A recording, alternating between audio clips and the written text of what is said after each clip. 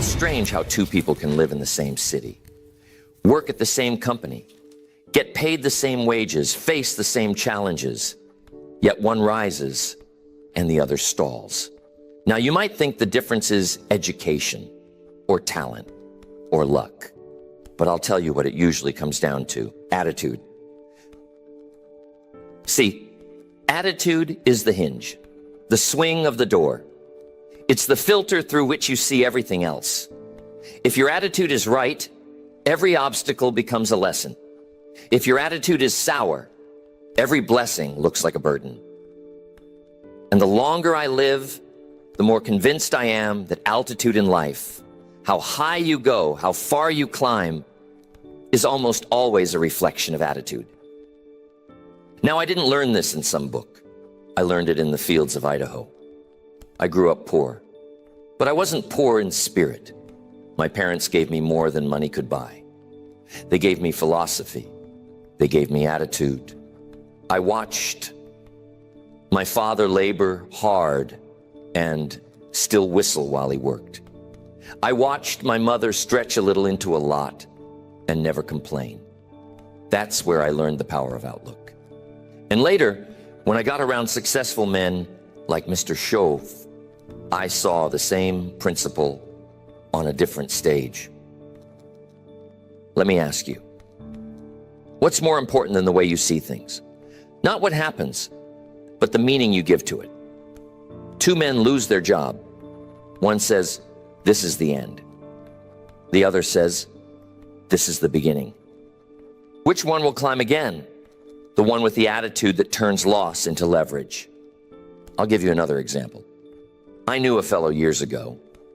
Same opportunity as everyone else. Same product, same compensation plan. But he carried around what I call a defeatist vocabulary. Always saying, "I can't, it won't, I'm unlucky." And sure enough, his results matched his words.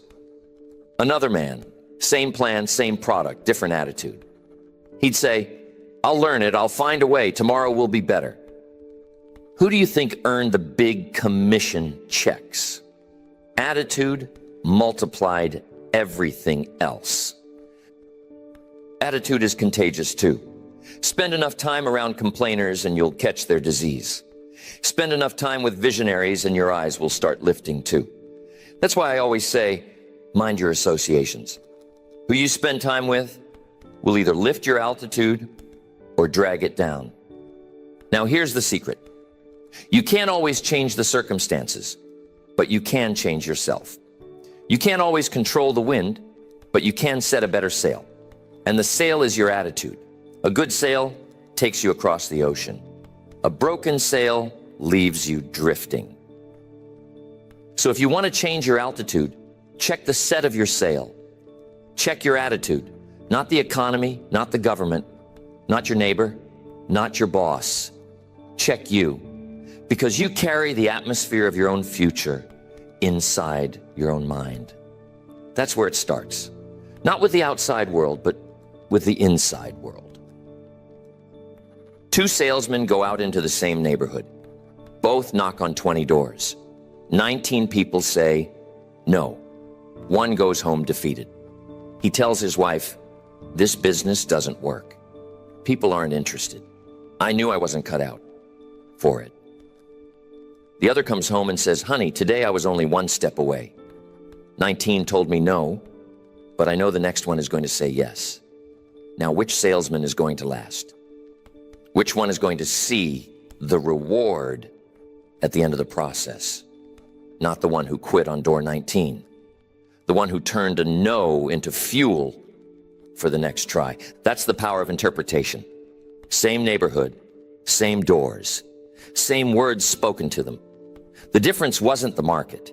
The difference was the mindset. Attitude is the great divider. It separates the successful from the unsuccessful, not because life treated one better, but because one treated life better.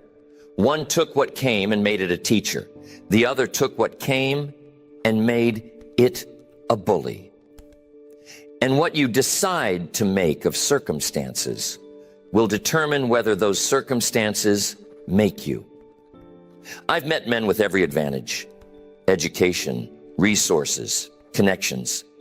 Yet they never rise because they carry a poor attitude. They complain, they criticize, they doubt. And I've met men with very little: no money, no name, no support. Yet they rise anyway because they decide to stay positive, to keep moving, to keep trying. I used to think success was a matter of the big things. Later, I discovered it's the little things in your attitude, repeated daily, that make all the difference. A farmer can't control the seasons. He can't stop the rain from coming too heavy or too light. But what he can control is whether he prepares, whether he plants, whether he endures, and whether he harvests when the time is right. And all of that is wrapped up in attitude. If the farmer says, "The weather's against me, why bother planting?" then no seed goes into the ground and no harvest comes. But if he says, "I'll plant anyway, I'll work with what I have, I'll give it my best," then when the season turns, he has a crop. That's how life is. You don't get to choose the seasons, but you get to choose how you respond to them. That's attitude. And here's the hard truth: excuses eat away at altitude. Every time you justify why you're not where you want to be, you trade growth for comfort. You trade altitude for attitude. And it's a bad deal. The man who says, "I would if the government was different," or "I would if my boss treated me better," or "I would if I lived somewhere else," that man has chained his future to circumstances outside his control. But the one who says, "I will because I choose. I will because I can. I will because my future depends on it," that man is free. So the dividing line is sharp. Will you blame or will you build? Will you complain or will you climb? It isn't the money. It isn't the weather. It isn't the product. It's you. And that's why attitude always comes before altitude. Because if you can't win in your mind, you won't win in the marketplace. I used to think attitude was something small, like a mood. You know, wake up on the wrong side of the bed, frown all morning, then maybe shake it off by lunch. But I came to see that attitude is not just a passing mood. It's the foundation of philosophy. It's how you interpret life. It's the lens. And once you put on a certain lens, everything you see comes through that filter. Now here's the interesting part. Challenges don't change who you are. They reveal who you are. If a problem shows up and your first instinct is to complain, then we learn something about your philosophy. If a problem shows up and you say, "What can I learn from this?" then we learn something else. Same problem, different response, different outcome. I'll never forget a story from my early business days. A young man came to one of my meetings, all excited. He said, "Mr. Rohn, I'm ready to get started. I've got dreams, I've got goals, I'm hungry." So he began. And for the first few weeks, he worked hard. But then he hit resistance. People said no. Some laughed at him. He came back to me discouraged. He said, "I didn't know it would be this hard." And I told him, that's the test. Not whether the market is easy. The test is whether your attitude is strong enough to endure the difficulty. He didn't last. Why? Not lack of ability, not lack of opportunity, lack of the right attitude. Contrast that with another man I met around the same time. He faced the same rejection. He heard the same numbers. But he would come back to me with fire in his eyes. He'd say, "They said no today, but I'm closer to yes. They said no, but I'm learning how to answer objections. They said no, but at least I was out there doing something." He lasted, and eventually he prospered. So the difference isn't the event, it's the meaning you attach to the event. That's why attitude is so powerful. It doesn't just affect how you feel, it dictates what you do next. Let me put it this way. Life will hand you bricks. Some are heavy, awkward, rough. You can use those bricks to build a wall that keeps you trapped. Or you can use those same bricks to build a foundation that lifts you higher. The bricks are the same. The builder is different. And here's the danger. A negative attitude distorts reality. It makes opportunity look like risk. It makes effort look like futility. And it makes discipline look like punishment. Meanwhile, a positive attitude sharpens reality. It makes risk look like potential. It makes effort look like investment. And it makes discipline look like freedom. Two different lives built from the same facts. I used to say, don't major in minor things. And one of the ways people major in minors is by keeping the wrong attitude. They let small problems grow into big walls. They let little inconveniences ruin whole days. And eventually, they let temporary setbacks define permanent limits. But when you change your attitude, you shrink problems down to size. You say, this is only a bump. This is only a season. This is only a chapter. And when you think like that, you keep climbing. Now, I don't mean to say that a positive attitude eliminates difficulty. It doesn't, but it equips you to outlast difficulty. That's the distinction. The storm still comes, but the man with the right attitude builds his house on rock, not sand. And when the storm passes, he's still standing. So ask yourself, what's the meaning you're giving to your challenges? Are they curses or are they classrooms? Are they punishment or preparation? Your altitude tomorrow is being shaped by the answer you give today. One of the best ways I know to illustrate the power of attitude is through the airplane. Think about it. An airplane doesn't get off the ground because the wind is perfect. In fact, it often takes off against the wind. That resistance helps it lift. Now, what determines whether the plane climbs higher or dips lower? Not the weather, not the storm, not the gravity. Pilots call it the attitude of the aircraft, the angle of the nose compared to the horizon. Adjust the attitude and you adjust the altitude. That same principle applies to you. You can't eliminate gravity. You can't remove every storm, but you can adjust your personal attitude, and by doing so, you determine how high you'll climb. Now, how do you apply that every day? Start with mornings. The way you begin your day sets the frame.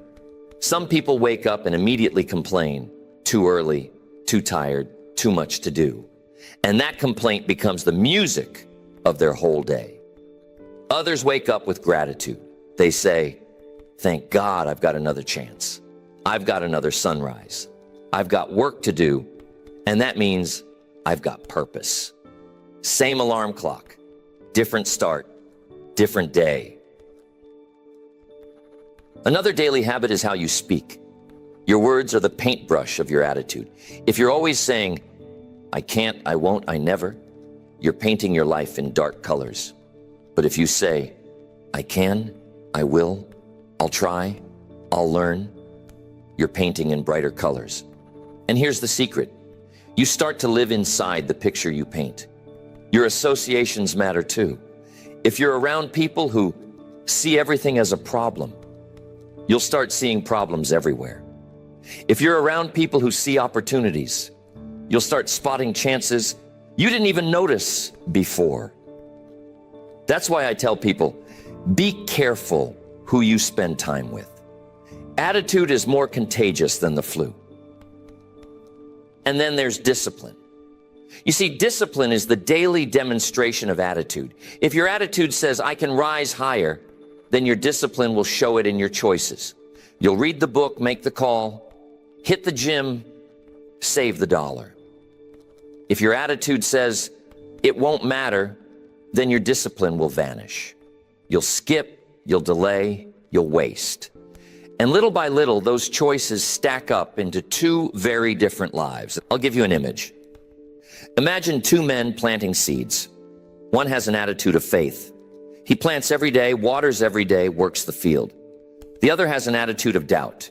He plants a little, complains a lot, skips days. At harvest time, one has abundance, the other has regret.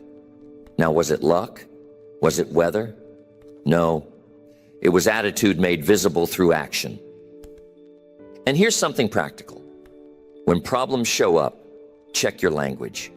Instead of saying, why me? Try, what's this here to teach me?